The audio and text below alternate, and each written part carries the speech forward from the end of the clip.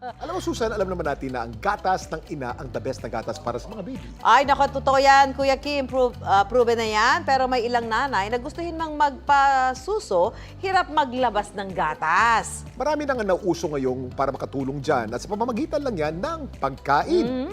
Yan ang kwentong inalam ni Von Aquino. Hirap sa pagpapasuso? Ito ang mga bagong nauuso. Cookies at palaman na hindi lang pampagana, pampasagana rin sa gatas ng ina. Kakaunti at hirap sa pagpapalabas ng kanyang gatas ang 27 anyos at inang si Angeline. Mga 1 month po noon, struggling ako sa milk supply. Umiyak pa ako noon kasi sabi ko ayokong i-formula yung baby ko. As much as possible, if meron ako, why not give it to him?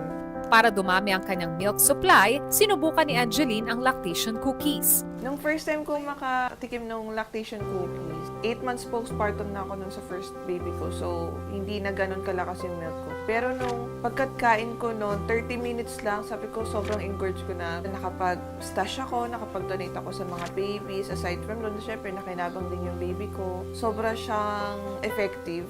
Isang aktres na si Iza Calzado sa mga unang sumubok magpa-breastfeed.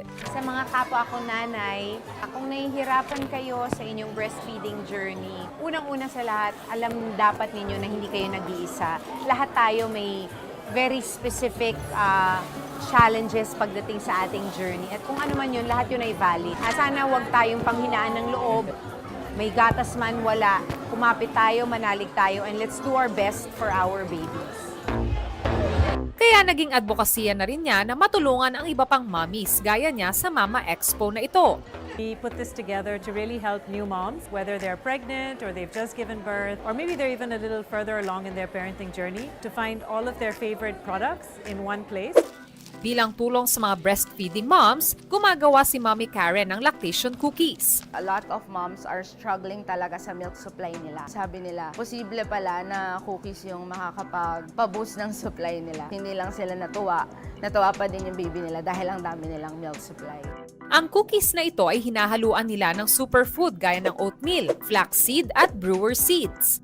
Meron po kasi tayong enzymes na prolactin sa katawan. Yun po yung tumutulong po sa breast milk production. Itong mga ingredients na to, naturally, meron po silang ganoong effect according sa studies. Mas masaya ka siyang kainin, pwede mo siyang merienda, pwede mo siyang dessert. Gumagawa naman ng lactation spreads o palaman na may malunggay si Mommy Rodessa. I was looking for snacks na pwede kong i-consume while breastfeeding kasi usually mga sweets lang sila. Gusto ko naman minsan savory. Nakita ko na may potential yung product. Dapat alam mo na ang malunggay ay may galactagogues. Sa tulong nito, tumataas ang prolactin hormone ng katawan na kailangan para makapaglabas ng sapat na gatas ang isang ina. Galactagogues is the ingredients that we put into the spreads to make it effective. Nagdi-differ siya sa composition per spread. So, pero yung effectivity niya, pare-pareho lang. Yung flavor lang yung nagkakaiba-iba. Hindi lang daw ito palaman sa tinapay. Pwede rin itong ihalo sa pasta. Hinahanapan po ng mas enjoyable way na makakuha ng nutrition na ito. Basta wala po silang ongoing na infection, no? Enough yung kanilang rest, enough yung kanilang nutrition, yung hydration po. Lahat po ito sama-sama na nakakatulong sa pag-increase ng milk production. Ang gatas ng ina ay mahalaga. Pahirapan man ang pagkuha nito sa ilan, may iba't iba umanong pagkain na maaaring subukan para ang sustansya mula sa ina ay mapakinabangan.